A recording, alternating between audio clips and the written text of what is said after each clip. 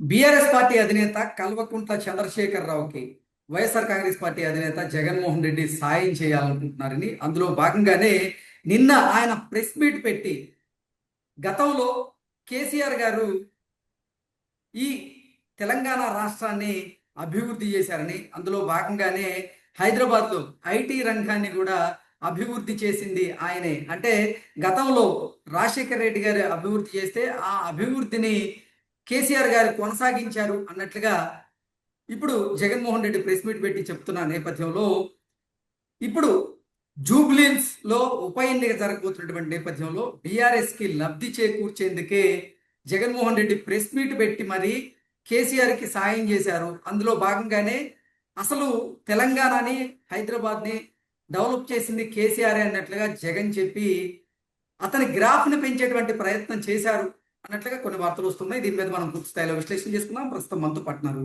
ప్రముఖ రాజకీయ విశ్లేషకులు, ప్రముఖ సీనియర్ జర్నలిస్ట్ డివిఎస్ గారు. వారితో మాట్లాడు. సార్ నమస్తే. సార్ నమస్తే. సార్, వైఎస్ఆర్ కాంగ్రెస్ పార్టీ అధినేత జగన్మోహన్ రెడ్డి నిన్న ప్రెస్ మీట్ పెట్టారు. ఆ ప్రెస్ మీట్ లో భాగంగా పలు అంశాల మీద ఆయన మాట్లాడడం జరిగింది. అయితే అతను ఇండైరెక్ట్ గా బీఆర్ఎస్ పార్టీ అధినేత అయినటువంటి కల్వకుంట్ల చంద్రశేఖరరావు గారికి హెల్ప్ చేసేటువంటి ప్రయత్నం చేశారని ఆ ప్రెస్ మీట్ ద్వారా, అందులో భాగంగానే తెలంగాణ రాష్ట్రాన్ని, హైదరాబాద్ని డెవలప్ చేసింది, అభివృద్ధి పదంగా నడిపించింది కేవలం కేసీఆర్ గారు అన్నట్లుగా ఆయన ప్రెస్ మీట్ లో మాట్లాడారని, తద్వారా ఇప్పుడు జూబ్లీస్ లో జరగబోతున్నటువంటి ఉప ఎన్నికలకి బీఆర్ఎస్ పార్టీకి ఆయన లబ్ధి చేకూర్చేలాగా మాట్లాడారు అన్నట్టుగా వార్తలు వస్తున్నాయి. దీన్ని ఎలా చూడాలంటారు సార్? Return gift. ఓకే. ఇప్పుడు కేసీఆర్ ఆ రోజు జగన్మోహన్ రెడ్డికి ఇచ్చిన గిఫ్ట్ కి ఇప్పుడు ఇది రిటర్న్ గిఫ్ట్ గా చూడాలా? అంటే ఇప్పుడు ఐటీ అభివృద్ధి చేసింది చంద్రబాబు కాదు, హైదరాబాద్ ఐటీ క్రెడిట్ మా నాన్నది, లేకపోతే కేసీఆర్ది.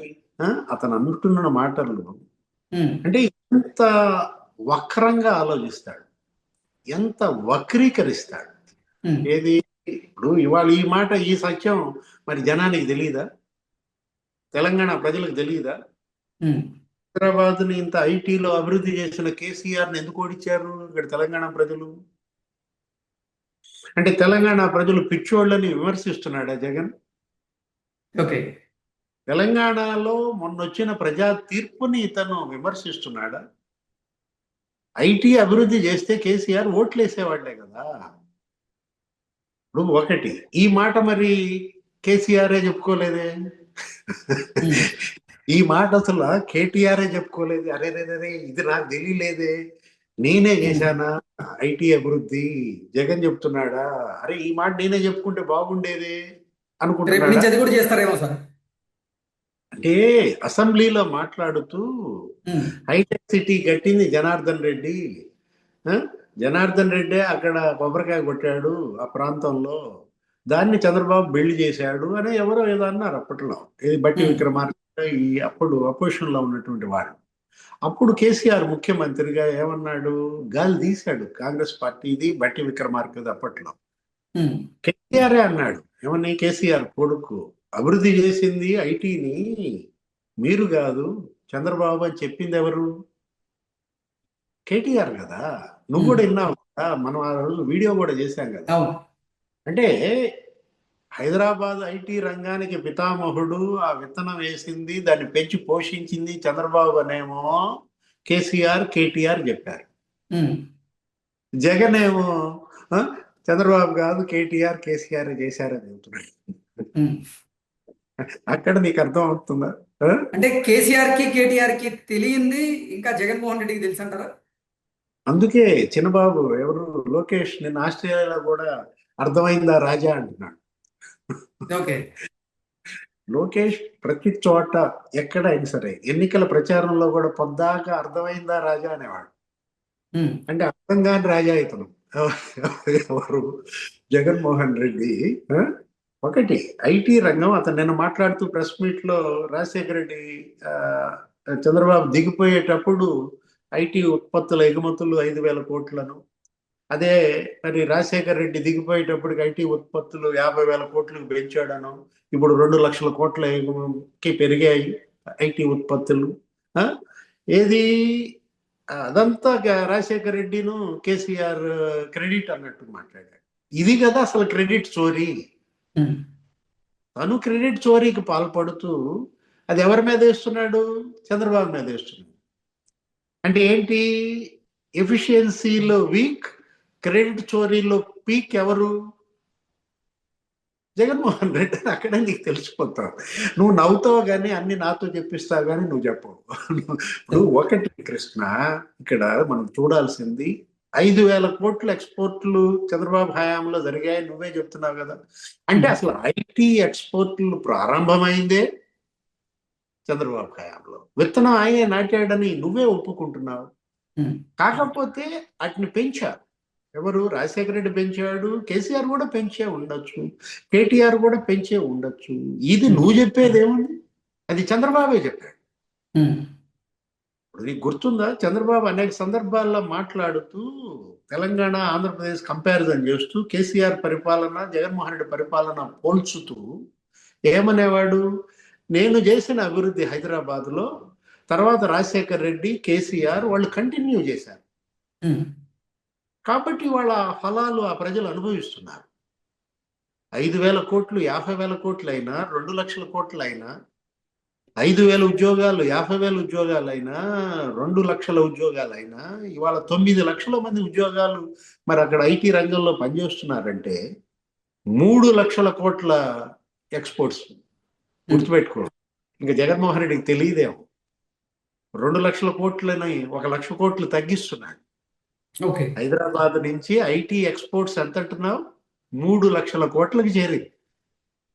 ఇది కదా అభివృద్ధి. ఇది ఈ సర్టిఫికెట్ ఇచ్చింది ఇతను కాదు, చంద్రబాబే చెప్పాడు. నా అభివృద్ధిని వాళ్ళు కంటిన్యూ చేశారు. ఉమ్, కానీ ఆంధ్రప్రదేశ్ లో నా అభివృద్ధిని జగన్ ధ్వంసం చేశాడు. ఉమ్, నువ్వు విధ్వంసకుడివి. అభివృద్ధి చేయడానికి నీకు అసలు చేతులు రావు. అన్నా క్యాంటీన్లు మూసేశాడు. ఇప్పుడు ఒకటి కియా కార్ల పరిశ్రమ ఉమ్, ఎవరు తెచ్చారు? చంద్రబాబు. నువ్వు చెప్పు. కియా కార్ పరిశ్రమ రాజశేఖర రెడ్డి తెచ్చాడంట.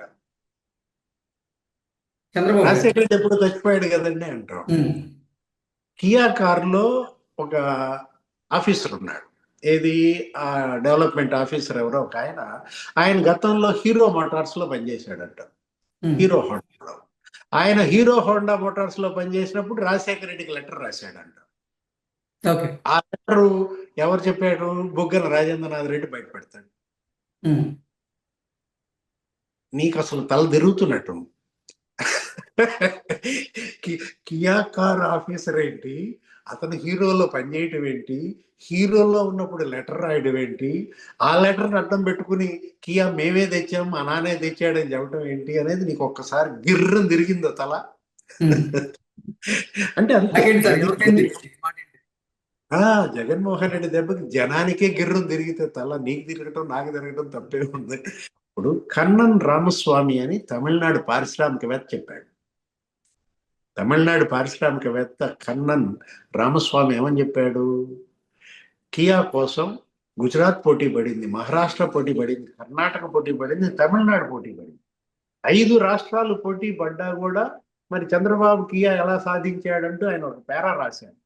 ఉమ్, తమిళనాడు వాళ్ళు మరి మేము ఎంత ల్యాండ్ ఇస్తామో ఆ ల్యాండ్ యొక్క విలువతో మాకు మామూళ్ళు కావాలన్నారు. ఉమ్, మామూళ్ళు అంటే నీకు అర్థం కదా? అర్థమైంది. ఆమె ముడుపులు, బ్రైబ్స్. బ్రైబ్స్ అనే పదం వాడాడు. ఎవరు? ఓకే. కన్నన్ రామస్వామి. ఆ బ్రైబ్స్ తట్టుకోలేక వాళ్ళు పారిపోయారు. ఉమ్, ఇక్కడ బ్రైబ్స్ ఏమీ తీసుకోకుండా ఇంకా వాళ్ళకి ఎదురుగా అనేక ప్రోత్సాహకాలు ఇచ్చారు కాబట్టి కియా కార్ ఇండస్ట్రీ ఇక్కడికి వచ్చింది. మరి కరువు సీమలో ఇవాళ కార్లు పెరిగెత్తుతున్నాయి, అక్కడ భూముల విలువలు పెరిగిపోయాయి. అనంతపురం ఇవాళ ఏంటి? కియా సిటీగా మారింది. ఉమ్. ఆ కియా ఆక్సిలరీ ఇండస్ట్రీస్ ని తరిమేశారు. సార్, ఇంతకీ అసలు నిన్న జగన్మోహన్ రెడ్డి కేసీఆర్ కు సహాయం చేసేందుకు, ముఖ్యంగా జూబ్లీహిల్స్ ఉప ఎన్నికల నేపథ్యంలోనే ఆయన ప్రెస్ మీట్ పెట్టి ఇప్పుడు కేసీఆర్ గ్రాఫ్ ని అలాగే బీఆర్ఎస్ పార్టీ గ్రాఫ్ ని పెంచేటువంటి ప్రయత్నం చేశారా అంటే ఏం చెప్తారు సార్? ఇప్పుడు అది ఆరిపోయే దీపం. ఉమ్, బిఆర్ఎస్ అక్కడేంటి? టప టప టప కొట్టుకుంటుంది. ఎలుగుదామా ఆరిపోదామా, ఎలుగుదామా ఆరిపోదామా అది కొట్టుకుంటుంటే వాళ్ళు వాళ్ళ పిల్లలే ఊదేస్తున్నారు దాన్ని. ఉమ్, ఇది కవితే బీఆర్ఎస్ దీపాన్ని ఉఫ్ అంటుంది, భయపెడుతుంది. కవితని ఓదరీయకుండా కేసీఆర్ చేతులు అడ్డం పెడుతున్నారు ఆ అమ్మాయి మూతికి. ఆ? ఉమ్. ఎప్పుడు కవిత గబాలన బయటకు వచ్చి ఉఫ్ అని ఊదితే బీఆర్ఎస్ దీపం ఆరిపోద్ది. మధ్యలో జగన్ లగెత్తుకొచ్చాడా? జగన్ ఆ దీపం ఆరకుండా చేయడ్డం పెడుతున్నాడా? ఓకే. ఇప్పుడు జూబ్లీ హిల్స్ బై ఎలక్షన్ జరుగుతుంది. జనరల్ గా బై ఎలక్షన్ లో ఎవరు గెలుస్తారు చెప్పు? బై ఎలక్షన్ లో అధికార పార్టీ ఓడిపోద్దా? ఇప్పుడు 2 ఏళ్ళు అయింది, ఇంకా 3 ఏళ్ళు ఉంది. ఇప్పుడు ఇక్కడ బీఆర్ఎస్ ఎమ్మెల్యేని గెలిపించి 3 ఏళ్ళు జూబ్లీ హిల్స్ అభివృద్ధి చేసుకోకుండా వదిలేస్తారా? ఎగ్జాక్ట్లీ. మొన్న కంటోన్మెంట్ ఉప ఎన్నికల్లో కూడా అధికార పార్టీ అక్కడ విజయం సాధించింది. ఎవరైనా సరే ఉప ఎన్నిక జరిగితే జనం కూడా ఆలోచిస్తారు. ఈ ఉప ఎన్నికలకు సంవత్సరం ముందు కనుక వచ్చింది అనుకో, ఉమ్, వాళ్ళ ప్రతాపం చూపిస్తారు. కర్టెన్ ఉమ్, రైజర్ ఏంటి, తడాకా చూపిస్తారు జనం సంవత్సరం ముందు ఉమ్. వస్తే. మరి 3 ఏళ్ల ముందు వచ్చింది అనుకో, జనం తెలియగలాడు ఈ 3 ఏళ్ళు గడుపుకోవాలి. ఏది ఓకే. జూబ్లీ హిల్స్ అభివృద్ధి చెందాలంటే రేవంత్ రెడ్డి మనిషి అక్కడ గెలవాలి. ఉమ్, ఆ? కాంగ్రెస్ అభ్యర్థిని గెలిపిస్తే కదా అక్కడ డబ్బులు వచ్చేది, మరి రోడ్లు వేసేది, లేకపోతే ఏదైనా నీళ్లు వచ్చేది, ఏదైనా అభివృద్ధి జరిగేది. జూబ్లీ హిల్స్ ప్రజలు చాలా తెలివైన, తెలంగాణ ప్రజలు తెలివైన వాళ్ళు అబ్బా. మనం ఇంకా అసలు ఇంకా వేరే ఎందుకు? ఈ పిచ్చోళ్ళు వీళ్ళు ఎవరు, ఏపీ వాళ్ళంతా వీళ్ళు, అది వేరు. ఒకటి, ఎవరెన్ని కట్టెలు పెట్టినా తెలంగాణ అభివృద్ధి ఆగదు. అది అలా కంటిన్యూ అవుతూనే ఉంటుంది. ఇవాళ తెలంగాణ సంపన్న రాష్ట్రంగా మారిందంటే కేసీఆర్ దుర్వినియోగం చేసుకున్నారు. కేసీఆర్, కల్వకుంట్ల కుటుంబం, కేటీఆర్ ఏంటంటే అహంభావం. ఉమ్, జనానికి దూరం అయ్యారు, ఫామ్ హౌస్కే పరిమితం అయ్యారు, ప్రగతి భవన్ దాటి బయటికి రాలేదు. జనంకి ఎప్పుడైతే దూరం అయ్యారో ఇంకేంటి, జనం అతన్ని దూరం పెట్టారు. ఇప్పుడు రోగి కోరిందే వైద్యుడు ఇస్తాడు కదా కృష్ణ. అటు జగన్ అయినా ఇటు కేసీఆర్ అయినా జనానికి వాళ్ళిద్దరు దూరం అయ్యారు, జనం వాళ్ళిద్దరికి దూరం అయ్యారు. ఇక్కడ రోగి ఎవరు, వైద్యుడు ఎవరు అని అడుగుతా. ఉమ్. రోగి జగన్ కేసీఆర్ అయితే వైద్యులు జనం కదా. వాళ్ళు అడిగిందే చేశారు. హాయిగా రెస్ట్ తీసుకోండి, మీరేటు పవర్లో ఉండి సీఎంగా ఉన్నా మమ్మల్ని గెలవలేదు, మేమే ఇక మిమ్మల్ని గెలవం, మీరు వెళ్ళి హాయిగా ప్రతిపక్షంగా ఉండి మీ ఫామ్ హౌస్లో మీ తిప్పలు మీరు పడండి, బెంగళూరు యలహంకలో నీ తిప్పలు నువ్వు పడని ఇంటికి పంపించారు. Okay. Okay sir, thank you sir. నమస్తే.